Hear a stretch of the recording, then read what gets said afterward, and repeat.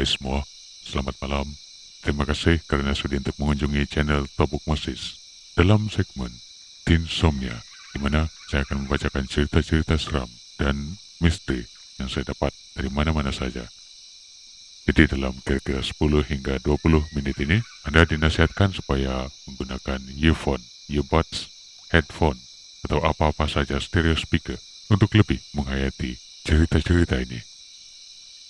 Jadi sekiranya Anda ada sebarang cerita seram atau misteri yang berlaku dalam hidup Anda, kirimkan cerita-cerita seram dan misteri Anda kepada saya di alamat email tinsomnia1111 tinsomnia1111@gmail.com. Semoga Anda semua dapat tidur lena di buai misteri dunia.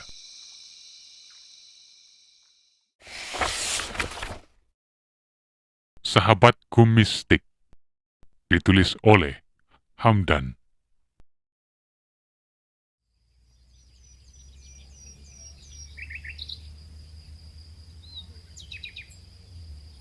Cuaca pagi itu sungguh cerah. Mentari tersenyum memancarkan sinarnya. Angin pagi meniup lembut. Hari itu adalah hari pertama aku berpindah ke rumah baru yang berdekatan dengan tempat kerjaku. Aku tinggal seorang saja dalam rumah berbilik 3 yang terletak berdekatan dengan masjid ini. Biasalah, sebab aku masih bujang. Saja nak war-warkan yang itu. Mana tahu boleh dapat jodoh. Hihi. Sedikit pengenalan tentang diriku.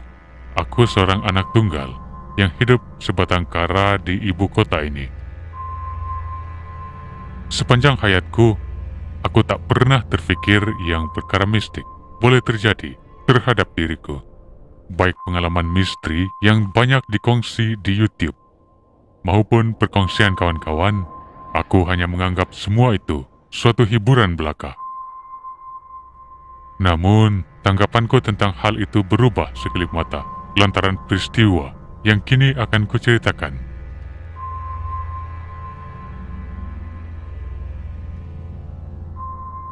Namaku Hamdan. Aku akan menceritakan pengalaman misteriku setelah menetap di rumah ini. Hari itu jam menunjukkan pukul 8.45 menit malam. Aku baru pulang dari tempat kerjaku. Seperti biasa sebelum pulang, aku akan singgah ke sebuah warung yang berdekatan untuk makan malam. Selepas itu, barulah aku pulang ke rumah.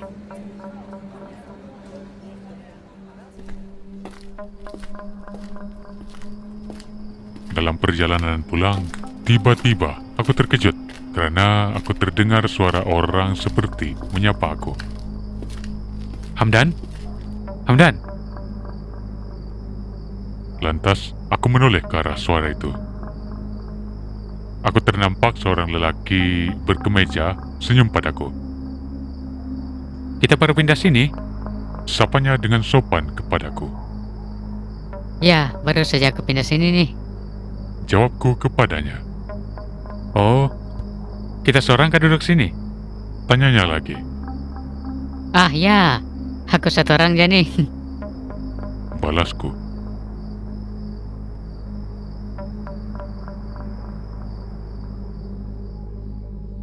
Tak terasa 30 menit telah pun berlalu seiring dengan perbualan kami yang rancak. Lelaki itu memperkenalkan dirinya kepadaku sebagai Rafael. Orangnya jenis yang mudah mesra dan langsung tidak sombong. Sebelum berpisah, aku sempat mempersilakannya untuk datang ke rumah jikalau ada kelapangan.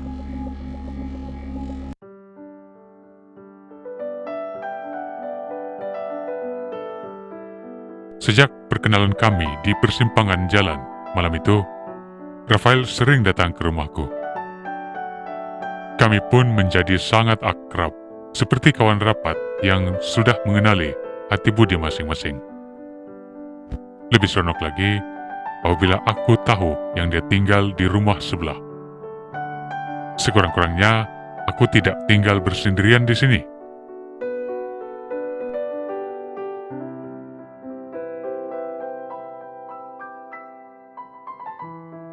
Hari berganti hari telah kulalui bersama Rafael.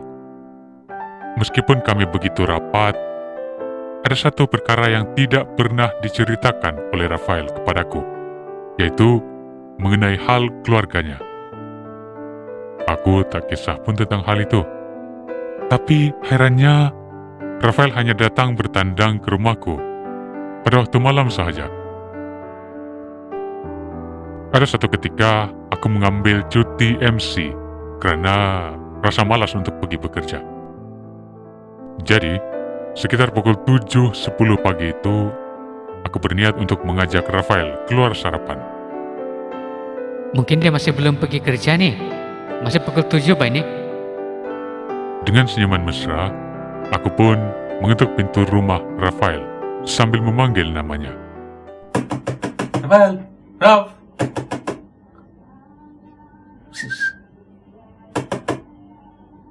Bangun, bangun, Raf. Tiada sebarang jawaban. Setelah puas mengetuk dan memanggil namun masih tidak berjawab, aku pun meneruskan perjalananku untuk pergi sarapan. Mungkin Rafael tertidur, atau mungkin dia tidak mau pergi sarapan. Demikian pikirku positif.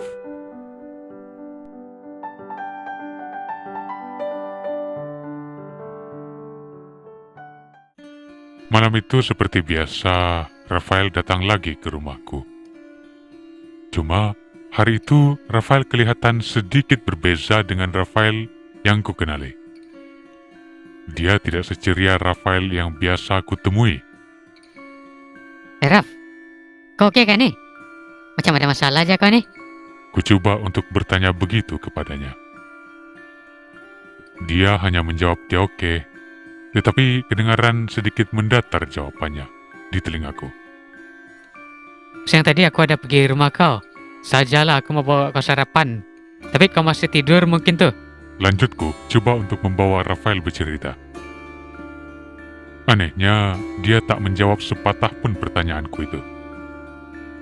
Suasana pada ketika itu sunyi sepi. Hanya jangkrik malam yang memecah kesunyian.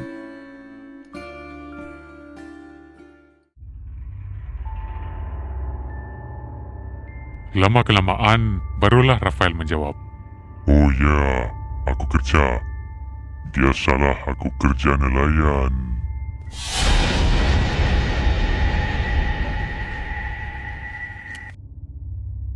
Tiba-tiba, suara Rafael terus berubah menjadi garau. Serentak dengan itu, ada bau hamis darah yang menusuk ke hidungku.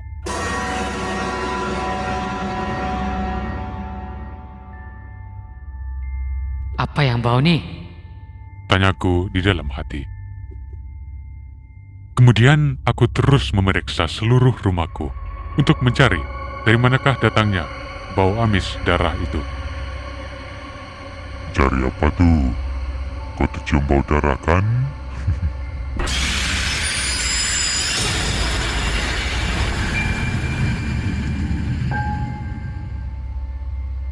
Tersentak aku dengan pertanyaan yang dilontarkan oleh Rafael tadi, dengan suaranya yang sudah agak lain daripada yang biasa.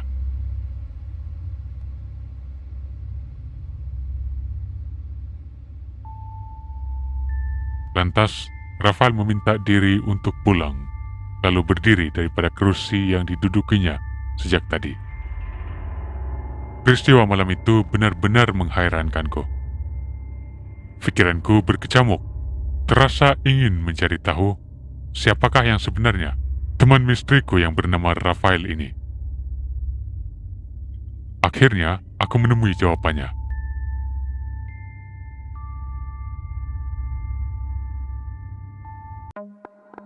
Suatu hari, aku didatangi oleh seorang pakcik, namanya Pakcik Osman. Dia bertanya kepadaku bahwa selama ini, siapa kawan aku berborak. Aku pun memberitahu yang aku berbual bersama Rafael. Pakcik itu tiba-tiba kelihatan bingung. Dia terkejut mendengar pernyataanku tadi. Ini karena katanya Rafael adalah anaknya. Dia sudah meninggal dunia 3 bulan lepas akibat kemalangan jalan raya sewaktu hendak pulang ke rumah.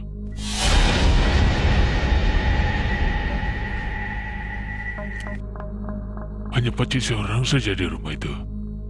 Bila siang, pakcik akan ke masjid. Sebab itulah sunyi. Jelas pakcik Osman. Sekujur tubuhku meremang mendengarkan penjelasan daripada pakcik Osman itu. Semenjak itu, aku terus mengajak kawan-kawanku yang masih bujang untuk tinggal serumah denganku. Peristiwa penemuan Rafael ini membuat aku akhirnya sadar bahwa kejadian mistik dapat terjadi kepada semua orang jika Tuhan mengizinkannya.